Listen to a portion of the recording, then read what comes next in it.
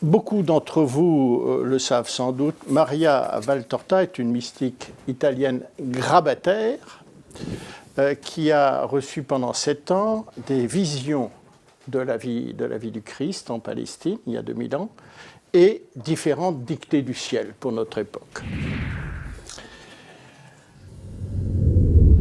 Alors, sa vie du Christ, l'œuvre la plus célèbre, publiée sous le titre « L'Évangile tel qu'il m'a été révélé », est diffusée sans interruption depuis 62 ans à millions d'exemplaires et en une trentaine de langues. La liste s'allonge des saints et des bienheureux qui en furent lecteurs ou qui en recommandèrent même la lecture, dont 2 papes, à la suite du vénérable Pie XII, qui encouragea explicitement la publication de cette vie de Jésus.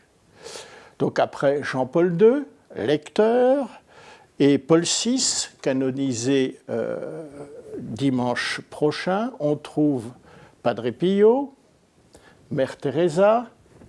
On trouve aussi d'autres personnes moins connues, comme Mère Ignès, la mexicaine Mère Ignès du Très Saint-Sacrement, qui en était une prosélyte, ou des Italiens comme le père Gabriele Allegra, traducteur de la Bible en chinois, ou de Monseigneur Luigi Novarese. Donc ils sont 7 saints et bienheureux, 7 comme les 7 saints fondateurs des Servites de Marie, cet ordre religieux qui a été fondé à Florence par 7 laïcs. C'est à cet ordre que fut confiée l'œuvre et la personne de Maria Valtorta, et c'est dans un haut lieu fondateur de cet ordre, à la Santissima Annunziata de Florence, qu'elle est enterrée aujourd'hui. Alors, en 60 ans, l'œuvre de Maria Valtorta, en global, a été étudiée sur les plans théologiques, bibliques, exégétiques et scientifiques, plus récemment, comme va le démontrer tout à l'heure Jean-François. Le nombre de ces études et la qualité de leurs auteurs ne laissent aucun doute. On ne peut plus dire que l'Évangile tel qu'il m'a été révélé est l'œuvre de Maria Valtorta. Non, c'est une œuvre inspirée. Inspirée par qui ? Quand une œuvre est prisée par des saints et génère des conversions et des vocations, on n'a pas de doute, c'est inspiré par l'Esprit Saint de Dieu. Car l'étonnant, c'est que la vie de Jésus de Maria Valtorta, cette partie de l'œuvre, captive des lecteurs qui, humainement, peuvent être divisés. Par exemple, le progressiste et le traditionnaliste apprécient également l'œuvre. Le catholique et le protestant apprécient également l'œuvre, et bien au-delà du christianisme. Quelle œuvre humaine peut, dans la durée, lever une telle unanimité? Quelle œuvre humaine? Maria Valtorta n'est donc pas l'auteur de la vie de Jésus, mais l'instrument. C'est le porte-plume de Dieu, comme le disait si joliment un servite de Marie. Et un archevêque, peut-être qu'il construisait son diocèse, mais un archevêque métropolitain des Fidji a eu cette conclusion: il m'est impossible d'imaginer que quelqu'un puisse lire cette œuvre monumentale avec un esprit ouvert, sans être convaincu que l'auteur n'est autre que l'Esprit Saint de Dieu. S'il y a débat, c'est donc pas sur l'origine inspirée de l'œuvre, mais sur la pureté et l'intégrité de cette transmission. Car l'Esprit Saint, vous le savez, est à l'œuvre dans le monde. Il nous traverse et il nous inspire, vous comme moi. Mais quand il me traverse, il se heurte à mon humanité, qui le contrecarre, le déforme, voire le détourne ou le caricature. Il faut donc discerner les révélations privées inspirées, sans les mépriser, demande l'Écriture et le magistère. Leur étude est donc essentielle. Concernant Maria Valtorta, je l'ai dit et on le verra, les résultats sont étonnants. L'œuvre fut diversement reçue, avec enthousiasme par le clergé des pays évangélisateurs, tels l'Afrique, l'Inde, la Chine. Avec réticence, voire plus, dans les pays de vieille catholicité.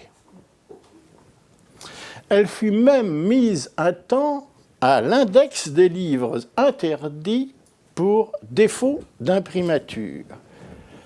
À la même époque, et par les mêmes qui condamnèrent les écrits de Sainte Faustine et de Padre Pio, et des livres parlant de Padre Pio. Le commentaire de cette condamnation disciplinaire de Maria Valtorta fut le premier document que j'ai lu lors de mon retour en Église il y a près de 30 ans, avant que l'on me prête un premier tome de l'Évangile tel qu'il m'a été révélé. Donc j'ai lu ce commentaire de la mise à l'index de Maria Valtorta et je l'ai jugé grandiloquent et incohérent. Grandiloquent parce que l'emphase des formules cachait mal l'absence du contenu. Mais surtout incohérent parce que par 3 fois, l'auteur de ce commentaire reconnaissait, mais pour s'en moquer, la haute valeur théologique de l'œuvre. Pas la conformité, la haute valeur théologique de l'œuvre. Et par 3 fois. Pourtant, Maria Valtorta ne reçut sa première Bible qu'au moment de ses visions. Elle avait 46 ans. Alors, comment peut-on censurer un ouvrage dont on reconnaît la haute valeur théologique? Comment peut-on condamner Sainte Faustine et Saint Padre Pio? Et en remontant dans le temps, comment peut-on sanctionner Saint Jean de la Croix, Sainte Thérèse d'Avila ou Saint Jean d'Avila, tous trois docteurs de l'Église aujourd'hui? Et tant d'autres. Comment a-t-on pu tenter de censurer Saint Paul lui-même, comme on le lit dans le 2e chapitre de l'Épître aux Galates? On ne peut le faire qu'en ayant, non pas les pensées de Dieu, mais celles des hommes, comme Jésus en fait radicalement le reproche, vous le savez, à Pierre, qui tentait de le détourner un moment de son destin de rédemption. Et il a ce mot extrêmement dur, cette gifle, « Passe derrière moi, Satan ». Donc, pour recevoir sans la déformer une œuvre inspirée si évidemment puissante, il faut se débarrasser des pensées humaines, laisser le Christ vivre en soi et à notre place, comme dit saint Paul. C'est ce que fit Maria Valtorta au terme de son très long chemin d'offrande victimale, soutenue par une volonté implacable de tout offrir à Dieu jusqu'à y compris son esprit. C'est ainsi qu'elle réalisa, elle et d'autres, cette promesse dont nous venons de parler. Avec le Christ, elle fut crucifiée.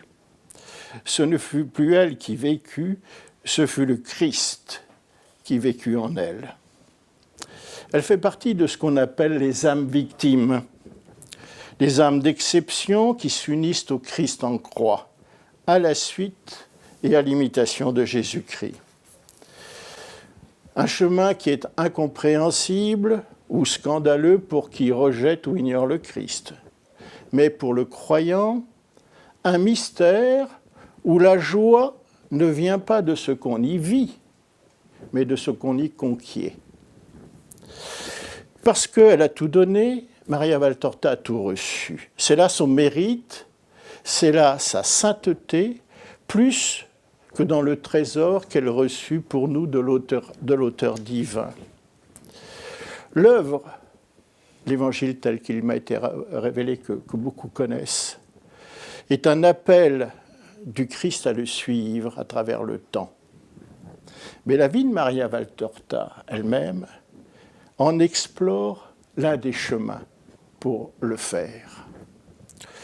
Sainte Thérèse de l'Enfant de Jésus, morte l'année de la naissance de Maria Valtorta, et à qui la mystique se référait volontiers, fut aussi une âme offerte, une victime d'Holocauste, selon ses propres termes. Mais quelle puissance obtint-elle en contrepartie de ce don total? Pourtant, humainement, Thérèse de Lisieux ne fut qu'une jeune carmélite, morte dans l'anonymat d'un couvent. Mais spirituellement, elle fut une géante. À ce jour, l'histoire d'une âme a été tirée, dit-on, à 500 millions d'exemplaires, un demi-milliard. Pourtant, ce n'est qu'un journal intime pour qui ne sait pas reconnaître celui qui l'inspira. Mais c'est ce journal qui lui valut d'être docteur de l'Église, un titre qui n'est partagé que par 35 personnes depuis 2000 ans. Le ciel est dans mon âme, car mon ciel n'est autre que l'amour. Le ciel est dans mon âme, car le ciel n'est autre que l'amour, avait écrit la jeune carmélite de Lisieux. Maria Valtorta enchaîne. Aimer était pour moi une condition indispensable pour pouvoir vivre. Elle le prouva par ses souffrances endurées pour les autres, et elle conclut sa vie par ce testament spirituel. Donc, en fait, je vous rappelle son anniversaire de naissance au ciel. J'ai fini de souffrir et je continuerai à aimer. Qu'on ne croit pas que son chemin de sainteté fut un chemin facile. Quand on parcourt sa vie, on découvre combien grands furent les efforts qu'elle dut faire pour traverser son humanité et celle de l'Église qui l'entourait. Humanité de ses soutiens comme de ses adversaires confondus. Rien ne lui fut épargné, ni la maladie, ni la trahison, ni l'humiliation, ni l'incompréhension, ni l'injustice, ni les tentations, rien. Elle dut tout traverser et triompher de tout avec le secours de cette grâce qu'obtient la bonne volonté. Certes, ce don de la vie de Jésus en notre époque a un sens et un but. Prouver et démontrer que l'évangile canonique que nous méditons est bien l'évangile éternel. Que c'est bien dans sa vérité, sa plénitude qu'il a été transmis par l'Église. Une Église fondée par le Christ et établie dans ses sacrements et ses dogmes. Car si l'évangile canonique que nous lisons est l'essentiel de la foi, son socle, comme le dit saint Jean en fin de son évangile, cette base est aujourd'hui prise d'assaut par ceux qui, sous couvert de découvertes scientifiques, tentent de le transformer en un Da Vinci Code des plus débridés. Ils se partagent la dépouille des évangiles canoniques, prenant ceci, rejetant cela, contestant le reste. Ils affirment que les évangélistes se sont trompés, que l'Église nous a trompés, que seules leurs conclusions sont vérité, que seule leur modernité chasse l'obscurantisme. Le doute germe alors dans les âmes troublées. Ce n'est pas un hasard si les raisons de l'œuvre que donne Jésus à Maria Valtorta reprennent en grande partie ce qu'on appelle le serment antimoderniste promu par Pidis, à laquelle il fait d'ailleurs référence. Mais, à l'exception notable de la partie relative à l'exégèse scientifique que Pidis condamnait, mais que Pie XII réhabilita en la réorientant. Car, avec l'œuvre de Maria Valtorta, Jésus ne condamne pas l'exégèse scientifique, il fait beaucoup mieux et beaucoup plus efficace. Il s'en sert. Il démontre l'authenticité de l'Évangile éternel avec les arguments qu'on pensait lui opposer, l'authenticité historique et scientifique. C'est à cette démonstration gigantesque que Jean-François Lavère a consacré des années de recherche. C'est grâce à cette reconstitution de l'Évangile initial et non à la lecture des supputations et des imaginations que la foi pourra mieux comprendre des épisodes qu'on explique si mal, comme celui de la Cananéenne, que Jésus traite durement de chien, même s'il dit petit chien, et qu'il repousse, à contre-courant de ce Jésus doux et humble de cœur que l'on connaît. Maria Valtorta l'explique très bien. Ou comme celui des talents, dans lequel celui qui n'a qu'un seul se fait dépouiller au profit de celui qui en a déjà 10. Alors le plus pauvre serait ainsi dépouillé au profit du plus riche. Ça décoiffe quand même. Maria Valtorta explique. Mais il y a aussi l'érosion de l'Évangile éternel. La nouvelle Vulgate de 1969, je crois, 19, je ne sais plus, texte de référence de l'Église catholique, ne parle plus du sabbat second premier que Luc mentionne pourtant dans son épisode sur les épis cueillis le jour du sabbat. Luc 6, 1. Les Bibles protestantes le mentionnent sans l'expliquer. Déjà, Grégoire de Nazianze, au IVe siècle, ne savait pas le faire non plus. Dans Maria Valtorta, l'explication est d'évidence. Il s'agit du premier sabbat après la seconde Pâque, qu'on appelle Péchacheni. Une fête tombée en désuétude après la chute du temple. Et cela justifie que les épis soient comestibles à 15 jours de leur moisson. Mais ce n'est pas Maria Valtorta qui l'explique, car elle n'écrit que ce qu'elle voit et ce qu'elle entend. Ce sont les travaux de Jean-François qui l'élucident.